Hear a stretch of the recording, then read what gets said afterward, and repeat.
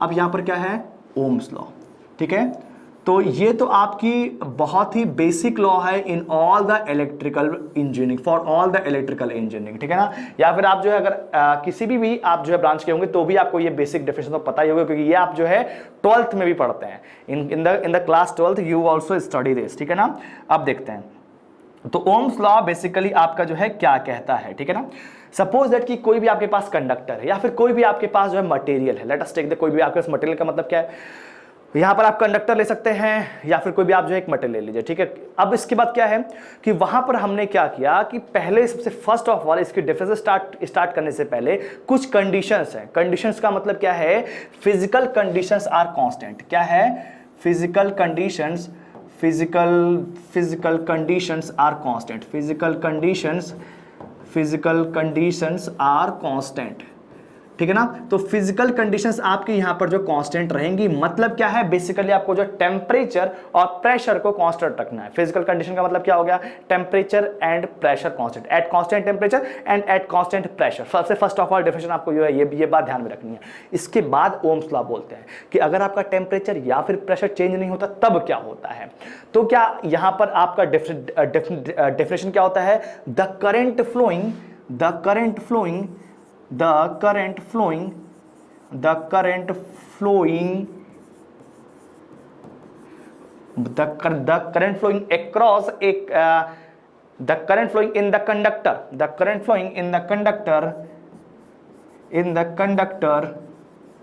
in the conductor is directly proportional to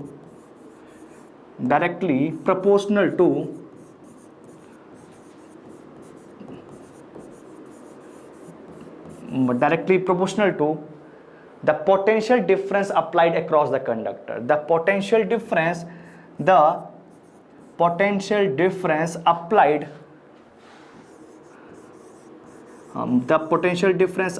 across the conductor,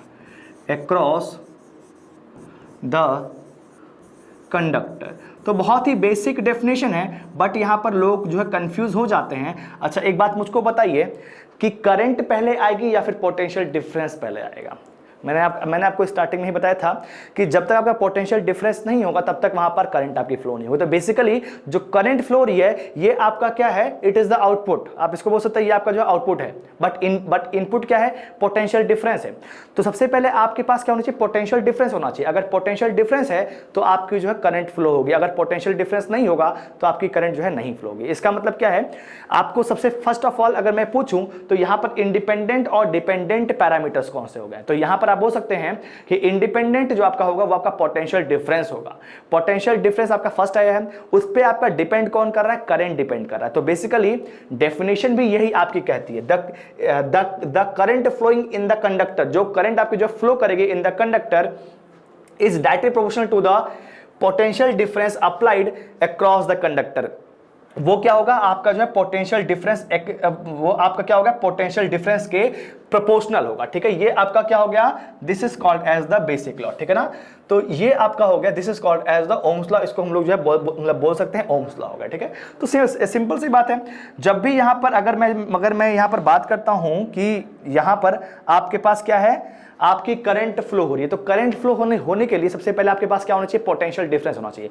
तो potential difference आएगा तभी आपकी करंट आएगी। इसका मतलब क्या है, अगर आपके पास कोई भी कंडक्टर है और यहां पर दोनों जगह आपने जो है दो पॉइंट्स पे आप उसमें क्या हो रहा है, पोटेंशियल का डिफरेंस एग्जिस्ट कर रहा है। Potential here is different and here is different, तो इसका मतलब क्या, यहां पर करंट आपकी जो फ्लो होना स्टार्ट हो जाएगी, ठीक है। ये बात तो क्लियर हो गया। इसका मतलब क्या है, यहां पर इन्होंने क्या बोला कि हमारे पास क्या होना चाहिए, एक आपके पास कंडक्टर होना चाहिए, ठीक है। लेट अस टेक, मैंने यहां पर एक कंडक्टर ले लिया, यहां पर V1 हो गया और यहां पर मान लीजिए पोटेंशियल डिफरेंस V2 हो गया। तो अगर मान लीजिए V1 का पोटेंशियल क्या है, higher than V2 है, it means that कि V1 is at higher potential and V2 is at the lower potential, मतलब यहां पर करंट आपकी जो फ्लो होना स्टार्ट हो जाएगी from the higher potential to lower potential. This is called as the potential. Difference, ठीक है ना। तो यहां पर करंट आपकी जो फ्लो होगी from the higher potential to the lower potential, ठीक है। This is called as the basic definition of the Ohm's law, ठीक है। बात ध्यान में रहेगी। फर्स्ट कंडीशन आपको जो क्या यहां पर क्या ध्यान में रखना है कि यहां पर at the physical conditions are constant, मतलब फिजिकल कंडीशन आपकी कांस्टेंट रहेगी तब जाकर के आपकी जो है आप ओम्स लॉ के बारे में बात करेंगे, और वो भी करंट आपकी कब फ्लो की, जब आपका पोटेंशियल डिफरेंस अप्लाइड होगा तब आपकी जो करंट फ्लो होना स्टार्ट होगी क्रॉस द कंडक्टर, ठीक है। तो बहुत ही सिंपल बात है। इसका मतलब क्या है, जो भी करंट यहां पर फ्लो होगी this will be the proportional to the voltage applied या फिर potential difference applied across the conductor. आप देख सकते हैं is directly proportional to the potential difference applied across the conductor. तो I is directly proportional to क्या हो गया, V हो गया, ठीक है। I is directly proportional to V, V is not directly proportional to I। इस बात को ध्यान दीजिएगा, बहुत ही बच्चे इसमें जो है कंफ्यूज होते हैं और इसमें ऑप्शंस भी कई एग्जाम में दिए जाते हैं और लोग इसको जो गलत भी करते हैं, बट आपसे उम्मीद नहीं करता हूं कि आप इस चीज को जो है गलती करेंगे। तो मैंने अभी आपको क्या बताया कि करंट जो होगा वो आपका प्रोपोर्शनल किसके होगा, वोल्टेज के होगा। I is proportional to V, ठीक है ना। इसका मतलब क्या है, बेसिकली यहां पर एक कांस्टेंट भी आएगा। अगर मैं प्रोपोर्शनैलिटी कांस्टेंट को हटाऊंगा तो V by I will be equal to constant, ठीक है ना। तो मैंने यहां पर क्या कर दिया, एक कांस्टेंट को लेकर के आ गए। सिंपल सी बात है, अगर मैं प्रोपोर्शनैलिटी कांस्टेंट को हटाता हूं भाई, इसको मैं इधर लेकर के आ रहा हूं और यहां पर प्रोपोर्शनैलिटी कांस्टेंट को हटा करके मैंने वहां पर एक कांस्टेंट वैल्यू आएगी। सिंपल सी बात है, कांस्टेंट तो आना ही है। उसी कांस्टेंट को हम लोग यहां पर क्या बोलते हैं, that constant is called as the resistance. That constant is called as the resistance, ठीक है ना। यहां पर इसको हम लोग क्या बोलते हैं, रेजिस्टेंस बोलते हैं, which is denoted by the R, ठीक है, which is denoted by the R। तो V इज इक्वल टू क्या हो गया, I इंटू R हो गया, ठीक है।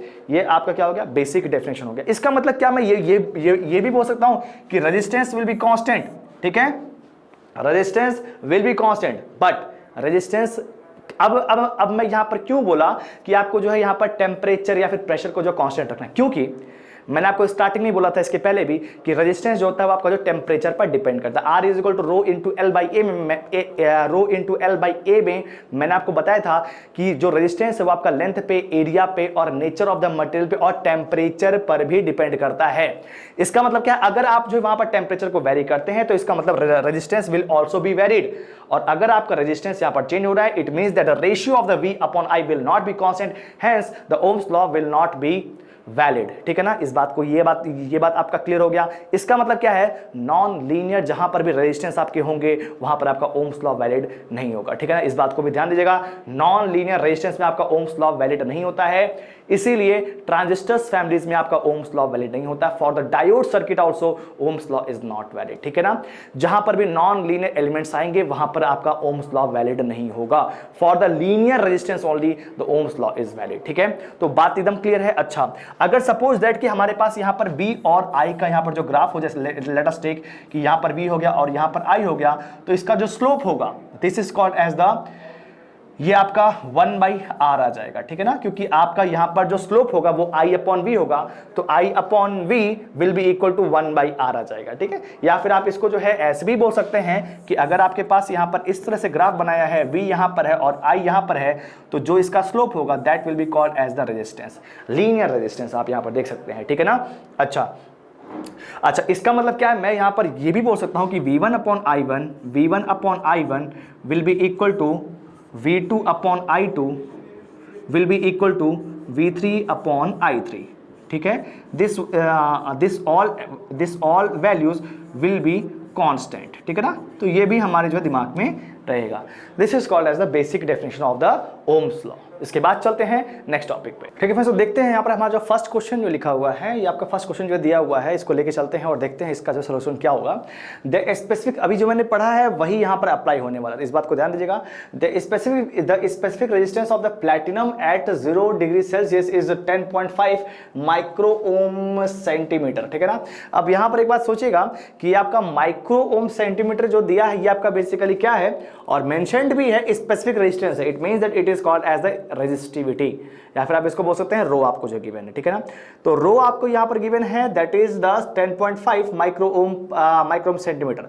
What should be the length of the platinum wire of number 32 SWG। SWG क्या होता है, स्टैंडर्ड वायर गेज होता है, और इसको बहुत अच्छे से मैं आपको जो बताऊंगा इन द पावर सिस्टम। तो वहां यहां पर बेसिक में आपको जो ये सब जानने की जरूरत नहीं है, तो इसको आप जो नेग्लेक्ट कर दीजिए, लेकिन ठीक है। उसके आगे क्या लिखा है ये जो पड़ते हैं कि उसका जो डायमीटर दिया हुआ है, कोई वायर दिया, लेट अस टेक द कोई भी वायर दिया हुआ है और उसका डायमीटर यहां पर कितना है 0.0274 सेंटीमीटर। वायर का यहां पर डायमीटर कितना दिया है 0.0274 centimetre to have a resistance of 4 ohms at 0 degree Celsius. Temperature भी गिवन है, कहा कि कितने पे 0 डिग्री सेल्सियस पे, आपको यहां पर रेजिस्टेंस भी गिवन है, तो यहां पर सब कुछ आपके पास गिवन है। आप सबसे पहले क्या किया करिए, ऐसे क्वेश्चंस में डेटा लिखिए। तो आपको वो यहां पर क्या, यहां पर रो गिवन है, रो आपको यहां पर कितना गिवन है 10.5, ये आपको कितना गिवन है 10.5 माइक्रो ओम सेंटीमीटर, ठीक है ना। लेट अस टेक, अभी मैं यहां पर उसको जो पुट नहीं कर रहा हूं कि माइक्रो ओम सेंटीमीटर क्या हुआ, ठीक है। तो और यहां पर क्या आपको जो है डायमीटर गिवन है, diameter d is equal to कितना यहां पर गिवन है 0.274, ठीक है ना। ये आपको क्या होगा डायमीटर गिवन है। रेजिस्टेंस यहां पर कितना गिवन है 4 ओम दिया, तो R इज इक्वल टू कितना हो गया 4 ओम गिवन है, ठीक है ना। तो अब यहां पर क्या पूछा हुआ है आपको, यहां पर जो लेंथ पूछा है, तो देखिए कैसे निकाल सकते हैं। मुझे एक बेसिक फॉर्मूला तो पता है कि R इज इक्वल टू क्या होता है रो इंटू एल बाई ए होता है। तो यहां पर मेरे पास R भी है, रो भी है और एरिया भी मैं यहां पर निकाल सकता हूं और मैं यहां से फिर जो है लेंथ को की वैल्यू को कैलकुलेट कर सकता हूं। अगर आपके पास कोई भी वायर है तो वो एक सिलेंडर के फॉर्म में होगा, ठीक है ना, या फिर आप उसको बोल सकते हैं एक सर्कल के फॉर्म में होगा। अगर उसका आपको एरिया निकालना होगा तो आप सर्कल का एरिया बोल सकते हैं, क्योंकि आपका सर्कल ही होगा। क्रॉस सेक्शन का एरिया क्या वो आपका कैसा होगा, जो है सर्कल बना होगा, ठीक है ना। तो बेसिकली उसका जो एरिया होगा वो आपका क्या होगा पाई इंटू आर स्क्वायर होता है। और यहां पर क्या गिवन है, यहां पर आपके पास डायमीटर गिवन है, तो डायमीटर को क्या मैं रेडियस को d/2 लिख सकता हूं, बिल्कुल लिख सकता हूं। तो यहां पर कितना हो जाएगा पाई इंटू d/2 का होल स्क्वायर। तो कितना हो गया यहां पर कितना हो गया pi into D square divide by 4, ठीक है ना। तो यहां से अपन लोग जो है, यहां से हम लोग जो है एरिया की वैल्यू को कैलकुलेट कर सकते हैं।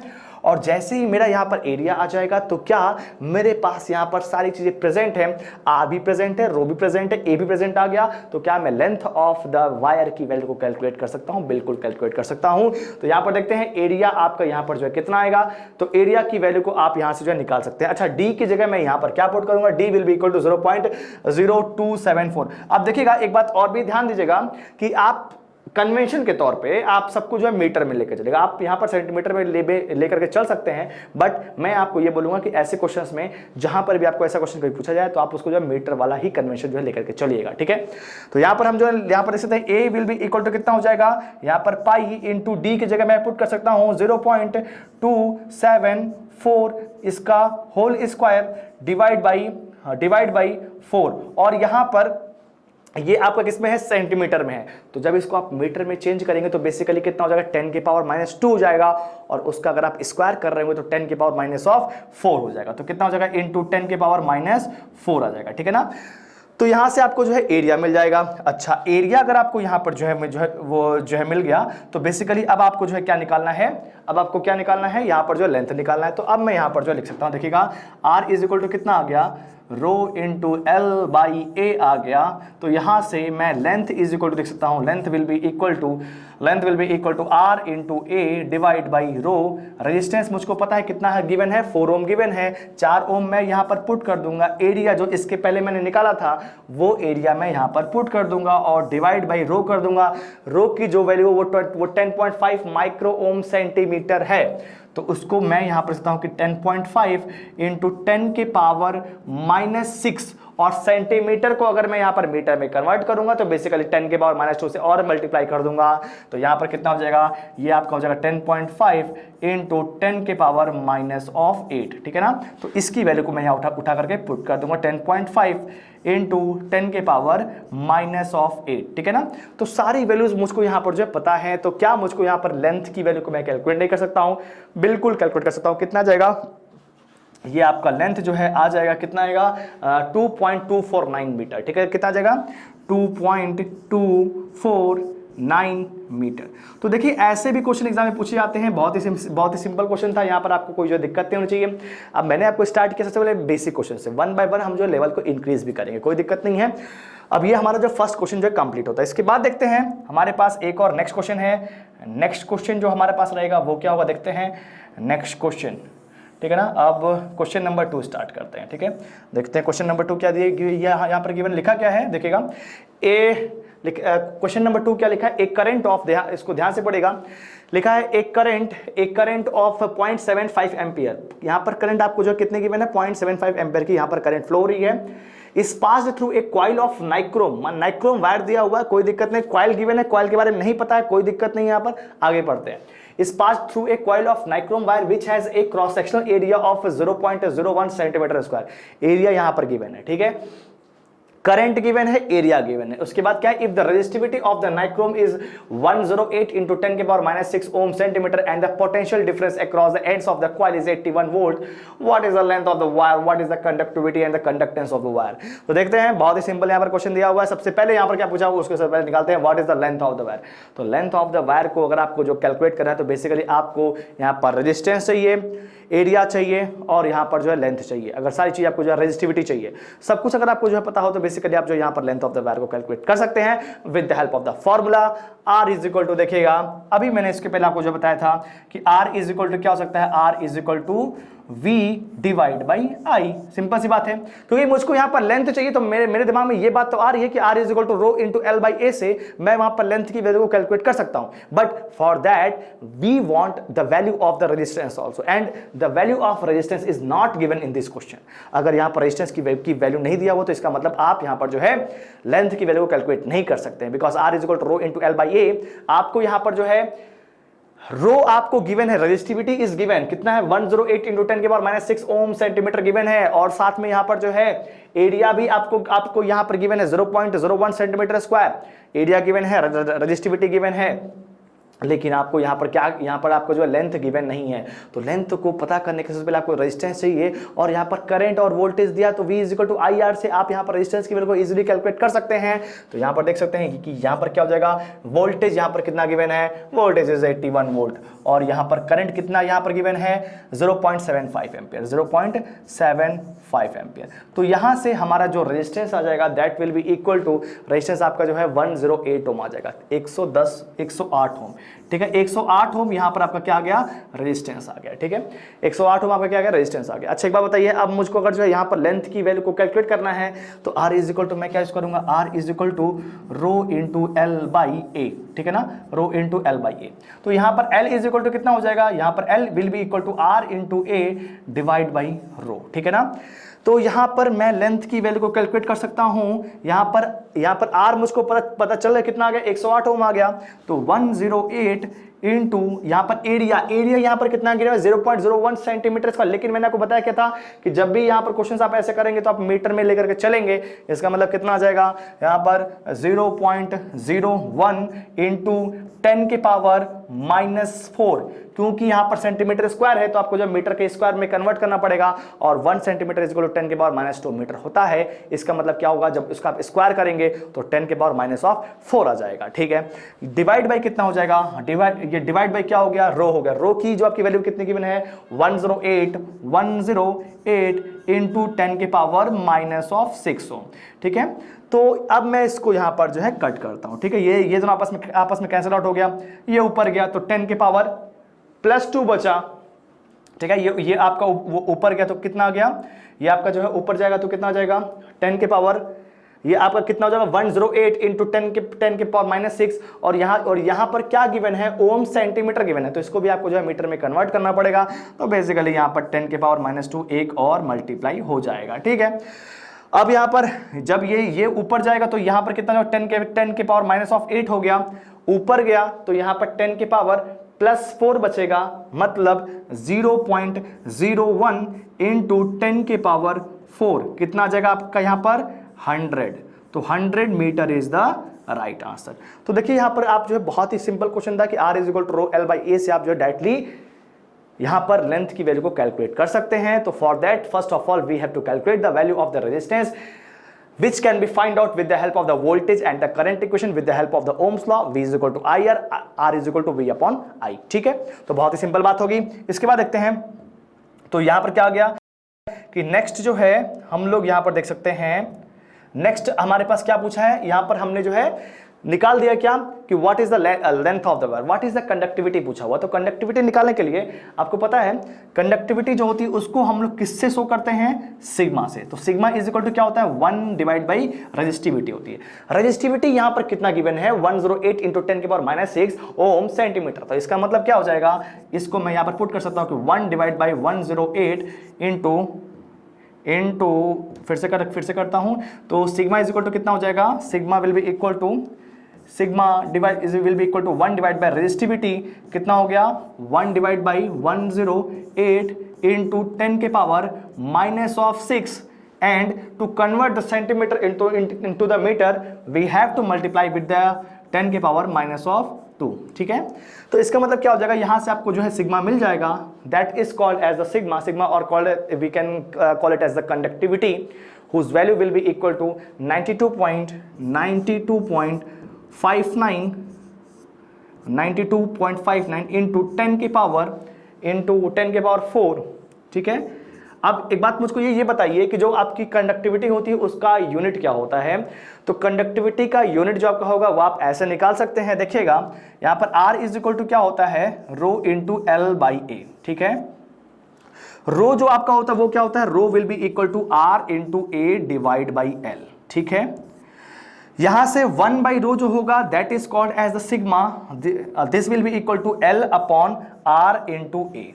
ठीक है, तो यहां पर L क्या है, मीटर में आ गया, डिवाइड बाई यहां पर R किस में होगा, R आपका जो है यहां पर ओम में होगा, ओम हो गया, और यहां पर क्या आ गया, मीटर स्क्वायर आ गया। तो ये दोनों आपस में कैंसिल आउट हो गए, ये कितना आ गया, 1 by ohm into metre, 1 by ohm into metre. ठीक है, अच्छा 1 बाई ओम जो होगा वो आपका क्या होगा, 1 बाई ओम क्या होगा, महो होगा। ठीक है ना, इसको हम लोग क्या बोलते हैं, महो बोलते हैं। इसका इनवर्स क्या होता है, महो हो गया। 1 बाई ओम इसको क्या बोलेंगे, महो बोलेंगे। मतलब बेसिकली रेजिस्टेंस का उल्टा क्या होता है, कंडक्टेंस होता है, और कंडक्टेंस की जबकि यूनिट होती है वो क्या होती है, महो होती है। 1 by resistance is called as the conductance, and conductance की जो यूनिट होती है it is the unit of conductance. ये आपकी किसकी यूनिट होती है, कंडक्टेंस की यूनिट होती है। तो इसको भी हम जो ध्यान में रखेंगे। ठीक है, महो इसको बोलते हैं, किसे क्या बोलते हैं, महो बोलते हैं। ठीक है ना, तो इसका मतलब ये है कि जो भी कंडक्टिविटी होगी उसकी जो यूनिट होगी महो पर मीटर होगी। क्या होगी, महो पर मीटर। इस बात को भी ध्यान में रखिएगा, the unit of the conductivity is mho per meter. ठीक है, तो मेरा ये जो है कंडक्टिविटी आएगा 92.59 इंटू 10 के पावर 4, और इसका जो यूनिट होगा वो क्या होगा, महो पर मीटर। ठीक है ना, या फिर आप इसको ऐसे ही बोल सकते हैं कि महो पर मीटर भी कहीं कहीं लिखा हो सकता है, महो पर मीटर। ठीक है, तो आई होप ये बात आपको जो है क्लियर हो गया होगा कि यहां पर हम लोग जो है कैसे यहां पर फाइंड आउट कर सकते हैं what is the value of the conductivity. Next क्या है कि what is the value of the conductance of the wire. Conductance अभी आपको बताया था कि उसको हम लोग किसे दिखाते हैं, जी से यहां पर जो शो करते हैं। तो G will be equal to कितना हो जाएगा, G will be equal to 1 by R. Resistance आपने स्टार्टिंग में ही निकाला था, कितना था रेजिस्टेंस आपने जो निकाला था, कितना 108 इंटू 108 ओम आया था। तो इसका मतलब क्या हो गया, जी विल बी इक्वल टू कितना हो जाएगा, 1 डिवाइड बाई 108 हो जाएगा। कितना आ जाएगा ये आपका, इसकी जो वैल्यू आएगी वो कितने की, 9.259। कितना आएगा, 9.259 इंटू 10 के पावर -3। और इसका जो यूनिट होगा वो आपका क्या होगा, कंडक्टेंस का महो होगा। क्या होगा, महो होगा। मैंने आपको बताया था कि कंडक्टेंस हमेशा आप लोग जो है महो में रिप्रेजेंट करते हैं, या फिर आप इसको जो है ऐसे उल्टा ओम भी बना सकते हैं। This is called as the value of the conductance, और the unit of conductance is mho. We will always remember it. ठीक है, इस बात को भूलेगा मत। ठीक है, तो यहां पर 2 क्वेश्चंस यहां पर इस तरह से आपके जो पूछे भी गए थे, ये आपके एग्जाम्स के भी क्वेश्चंस हैं, और ऐसे क्वेश्चन एग्जाम में आए भी हुए हैं। तो बहुत ही सिंपल क्वेश्चंस थे, आपने यहां पर देखा और बहुत ही क्लियर हो गया होगा। इसके बाद देखिएगा, नेक्स्ट हम लोग स्टार्ट करते हैं, what is the effect of the temperature on the different types of the elements. ठीक है, अब इसके बाद वो टॉपिक स्टार्ट करने वाले हैं। ठीक है, तो अब देखते हैं यहां पर effect of the temperature on the resistance क्या क्या हो सकता है। अभी मैंने हम लोग ने इसके पहले जो क्वेश्चंस भी कर लिया, और वहां पर रेजिस्टेंस के बारे में पढ़ भी लिया कि रेजिस्टेंस आपका जो क्या होता है, और वहां पर ये भी पढ़ा है कि रेजिस्टेंस आपको जो टेम्परेचर पे डिपेंड करता है। ठीक है ना, तो यहां पर अब देखते हैं कि effect of the temperature on resistance क्या होता है, ये बात देखने वाले हैं। तो अब देखते हैं कि यहां पर जो भी आपके एलिमेंट्स हो सकते हैं वो आपके जो है, या फिर मटेरियल्स जो भी हो सकते हैं वो आपके जो 3 पार्ट में डिवाइड होते हैं। जैसे first is called as the pure metals, first is called as the pure metals, और सेकंड जो आपका होता है, first is called as the pure metals and second is called as the alloys. जो भी आपके एलॉय आप जो बनाते हैं by the combination of the different materials, उसको हम लोग क्या बोलते हैं, एलॉयज बोलते हैं। और थर्ड जो आपका होता है उसको हम लोग यहाँ पर क्या बोलते हैं, जैसे आपका इंसुलेटर्स हो गए, सेमीकंडक्टर्स हो गए, फिर इलेक्ट्रोलाइट्स हो गए, लाइक बस बोल सकते हैं तो क्या बोल सकते हैं, insulators, it is called as the insulators, यहाँ पर इसको बोल सकते हैं इंसुलेटर्स, या फिर इलेक्ट्रोलाइट्स, ये आपको क्या होता है, इलेक्ट्रोलाइट्स बोल सकते हैं, या फिर आप इसको जो है सेमीकंडक्टर भी बोल सकते हैं। मतलब क्या है, यहाँ पर आपको जो है थर्ड वाला क्या है, ये इन सब के लिए एप्लीकेबल है। तो बेसिकली हमने यहाँ पर जो मटेरियल्स को जो है 3 पार्ट में डिवाइड कर दिया। कौन कौन सा, first part is called as the pure metal, second part is called the alloys and third is called as the insulators, electrolytes और द सेमीकंडक्टर्स। अब यहाँ पर तीनों में टेम्परेचर के बढ़ने से रेजिस्टेंस में क्या क्या फर्क पड़ता है, अब यहाँ पर ये देखने वाले, ठीक है। सबसे फर्स्ट ऑफ ऑल जब मैं बात करता हूँ प्योर मेटल्स की, तो इसका एग्जांपल आपका जो क्या हो सकता है, जैसे कि आपका जो सिल्वर हो गया, that is called as the Ag, copper हो गया, या फिर एल्यूमिनियम का, this is called as the pure metals, ठीक है। मतलब आपका कंडक्टर्स आप इसको बोल सकते हैं, प्योर मेटल्स बोल सकते हैं, ठीक है। नेक्स्ट क्या है, आपका एलॉयस है। एलॉयस में आपने पढ़ा होगा in case of the measurement, अगर आपने अभी जो एक्चुअली आपने जो अभी तक जो मेजरमेंट नहीं पढ़ा है, लेकिन अगर आपको मेजरमेंट की थोड़ी बहुत भी समझ होगी तो वहां पर हम लोग स्वैम्पिंग रेजिस्टेंस लगाते हैं। स्वैम्पिंग रेजिस्टेंस आपका जो है, जब भी हम लोग जो है टेम्परेचर के इफेक्ट को किसी भी मीटर अगर आपको जो एमीटर हो गया, वोल्टमीटर हो गया, वहां पर क्या टेम्परेचर के इफेक्ट को अगर हमको जो खत्म करना होता है तो वहां पर एक स्वैम्पिंग रेजिस्टेंस लगाते हैं। और वहां पर जो रेजिस्टेंस लगाते हैं वो आपका किस मटेरियल का बना होता है, वो आपका किसका बना होता है, मैग्नीन का बन सकता है, वो आपका मैग्नीन का, या फिर आपका कॉन्स्टेंटेन, या फिर यूरेका, ठीक है ना। तो ये सब क्या होते हैं, ये सब को हम लोग जो है एलॉयज बोलते हैं, ठीक है ना। इंसुलेटर्स आपको पता ही है, इंसुलेटर्स जो आपके बिल्कुल ही यहाँ पर करंट को कैरी नहीं करते हैं, ठीक है। इलेक्ट्रोलाइट्स भी आपके होते हैं, इलेक्ट्रोलाइट्स भी आपके जो है यहाँ पर थर्ड कैटेगरी में आते हैं। सेमीकंडक्टर जैसे आपका जो है सिलिकॉन हो गया, ठीक है, सिलिकॉन को इसमें हम लोग लिखते हैं, सिलिकॉन हो गया, ग्लास हो गया, ये सारी चीजें आपकी जो थर्ड कैटेगरी में आती हैं, ठीक है ना। ये सब आपके जो है थर्ड कैटेगरी में आएंगे, ठीक है। अब यहाँ पर इसके बारे में पढ़ते हैं कि यहाँ पर ये चीजें हो क्या रही है, ठीक है। अगर हमारे टेम्परेचर मैंने इंक्रीज किया तो इन पे क्या फर्क पड़ने वाला है, तो देखिएगा। सबसे फर्स्ट अगर मैं यहां पर बात करता हूं तो हमारे पास क्या है, प्योर मेटल्स है, ठीक है ना। तो प्योर मेटल्स में जब भी हम टेम्परेचर को इंक्रीज करते हैं तो क्या फर्क पड़ता है, तो यहां पर जब भी हम टेम्परेचर को इंक्रीज करेंगे तो इसका रेजिस्टेंस जो होगा वो आपका जो है इंक्रीज करेगा, ठीक है। As the temperature increases the resistance is also increases for the pure metals, और we can call it as the conductors. As the resistance increases the temperature increases the resistance is also increases, therefore it is called as the positive temperature coefficient. इसको हम लोग क्या बोलेंगे, positive temperature coefficient. अभी यहां पर इसके बाद में आपको बताऊंगा कि टेम्परेचर कोफिशिएंट क्या होता है, बस आप इतना समझिएगा कि for the pure metals the positive temperature coefficient exist, ठीक है ना। पॉजिटिव टेम्परेचर कोफिशिएंट, ठीक है ना। तो पॉजिटिव टेम्परेचर जो आपको पॉजिटिव टेम्परेचर कोफिशिएंट आपका किसके लिए आता है, प्योर मेटल्स के लिए आता है, ठीक है। या फिर मैं बोल सकता हूं कि कॉपर, एल्यूमिनियम या फिर जो सिल्वर के लिए। तो as the temperature increase the resistance is also increases, therefore we can call it as the proportionality, something proportional है यहाँ पर, मतलब जैसे आपका टेम्परेचर इंक्रीज कर रेजिस्टेंस भी इंक्रीज कर रहा है, ठीक है। ये बात क्लियर है।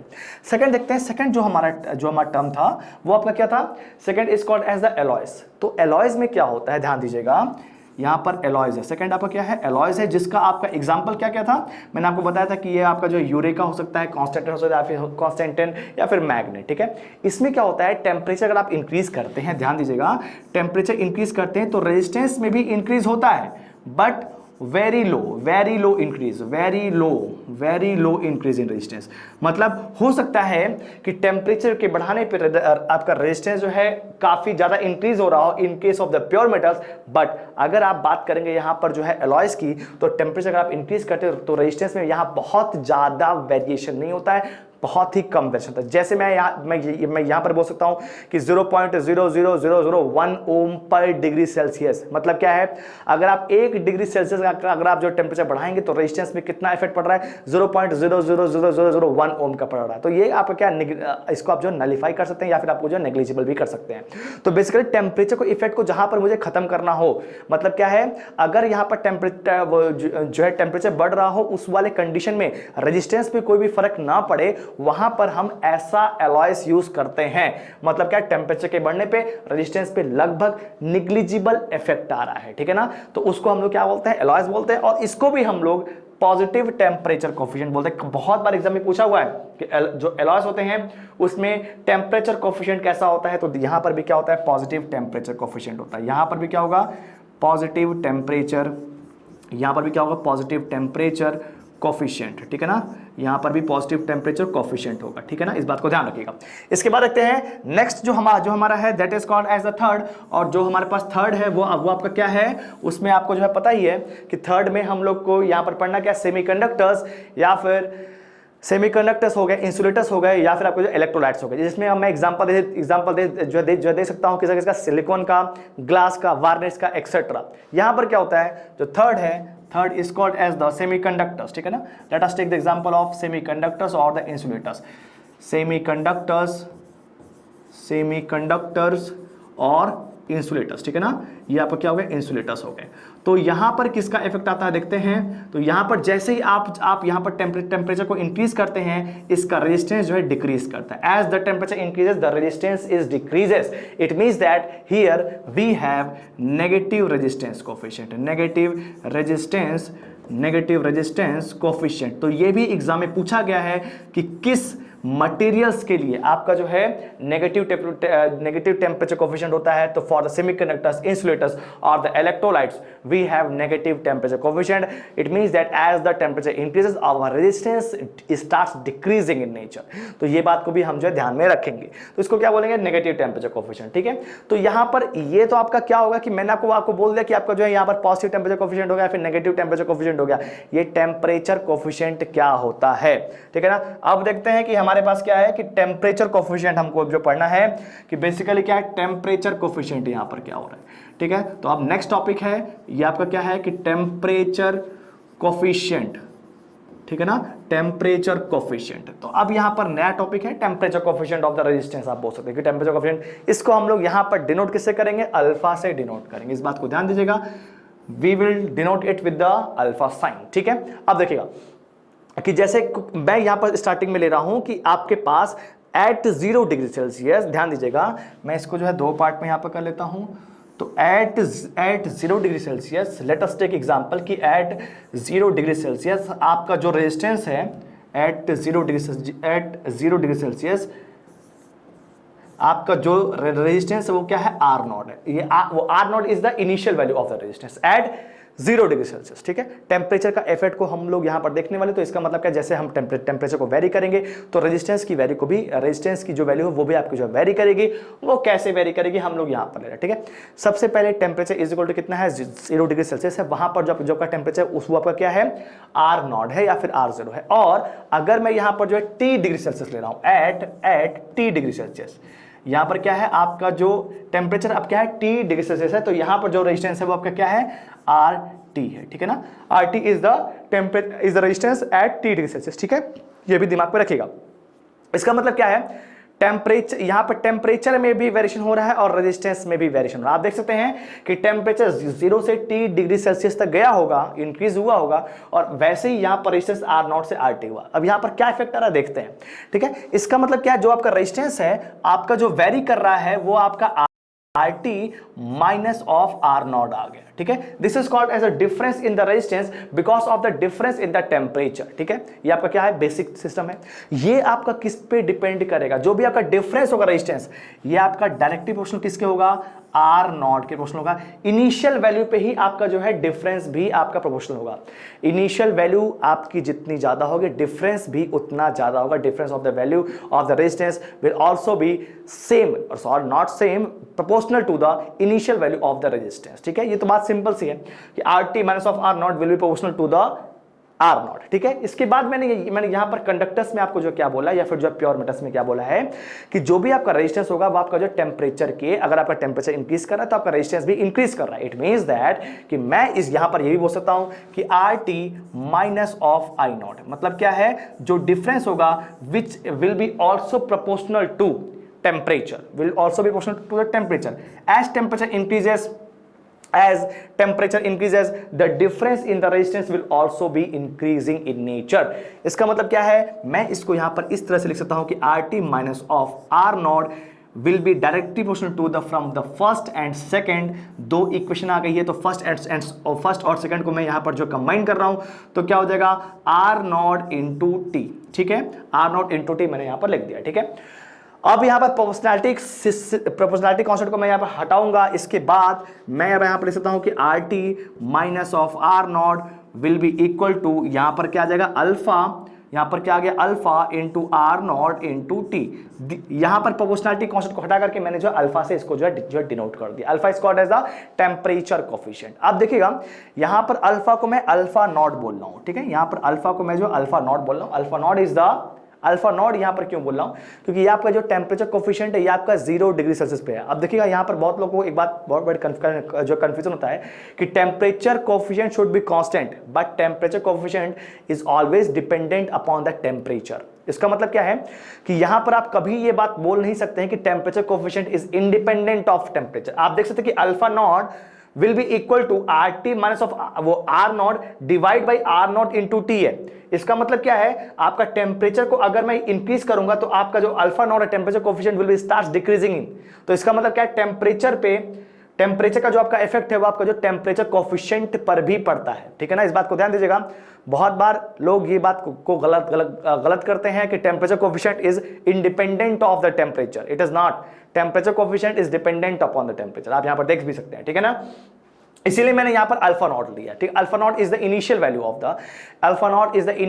The temperature coefficient at the 0 degree Celsius, ठीक है ना। तो ये बात हमारे पास समझ में आ गई। इसको मैं लिख सकता हूं कि अल्फा नॉट को मैं यहां पर लिख देता हूं, alpha naught is called as the, ये आपका अल्फा नॉट हो जाएगा, alpha naught is called as the temperature coefficient of the resistance, क्या हो जाएगा, temperature coefficient of resistance at 0 degree Celsius, resistance at 0 degree Celsius. इस बात को ध्यान रखिएगा, ठीक है। और एक बात मुझको ये बताइए, अल्फा नॉट जो होगा ये आपका जो डिपेंड किस पे करेगा, it will be depend upon the nature of the material आप यहां पर जो कैसा यूज कर रहे हैं, ठीक है ना। अल्फा नॉट यहां पर क्या हो जाएगा, डिपेंड्स अपॉन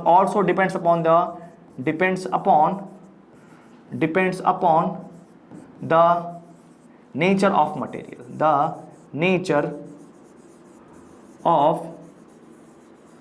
मटेरियल, ठीक है। तो ये तो हमारा क्या हो गया, अल्फा नॉट हो गया। अच्छा, इसका मतलब क्या है, अगर मैं ये दोनों को, अगर मैं इसको इधर लेकर के आऊं तो इसका मतलब क्या हो जाएगा, R T will be equal to क्या हो जाएगा, इसको मैं इधर लेकर जा रहा हूं तो alpha naught into R naught into T plus क्या हो जाएगा, आर नॉट आ जाएगा, ठीक है। तो यहां से मैं आर नॉट को कॉमन कर सकता हूं, तो यहां से मैं जो है आर नॉट को कॉमन कर सकता हूं। अगर मैं यहां पर आर नॉट को कॉमन कर लिया तो देखिएगा, तो R T will be equal to कितना हो जाएगा, R T will be equal to कितना हो जाएगा, आर नॉट आपका यहां पर कॉमन आ गया, कितना जाएगा, 1 plus alpha naught into T, 1 plus alpha naught into T.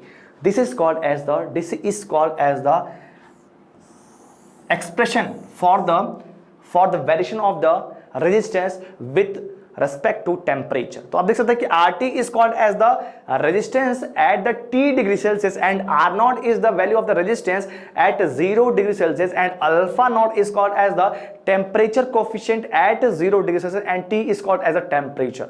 तो इसका मतलब क्या है, यहां पर आपको जो है समझ में आ चुका होगा कि बेसिकली R जो होगा, RT आप किसी भी वैल्यू पे, किसी भी टेम्परेचर पे आप यहां पर जो रेजिस्टेंस की वैल्यू को कैलकुलेट कर सकते हैं, अगर आपको यहां पर अल्फा नॉट की वैल्यू जो पता हो या फिर टेम्परेचर कोफिशिएंट पता हो तब, ठीक है।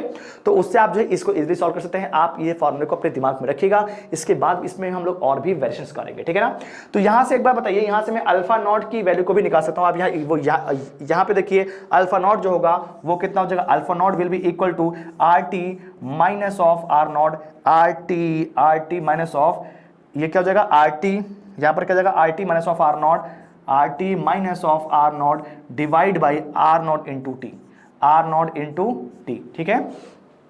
तो यहां से आपको जो है अल्फा नॉट मिल जाएगा। अगर मैं इसका यूनिट पूछूं तो आप मुझको ये बोलेंगे कि सर ये ohm minus ohm will be equal to ohm, तो ये आपका क्या हो जाएगा, यहां पर क्या हो जाएगा, ओम हो जाएगा, divide by R not will be in the ohm, तो यहां पर भी क्या आ जाएगा, ओम आ जाएगा, इनटू टी, टी का मतलब क्या होगा, डिग्री सेल्सियस, डिग्री सेल्सियस। तो ये ओम और ओम आपस में कैंसिल आउट हो गए, तो अल्फा नॉट की जो यूनिट होगी वो क्या होगी, 1 डिग्री सेल्सियस। इसका मतलब क्या हो गया, डिग्री सेल्सियस इनवर्स, ठीक है ना।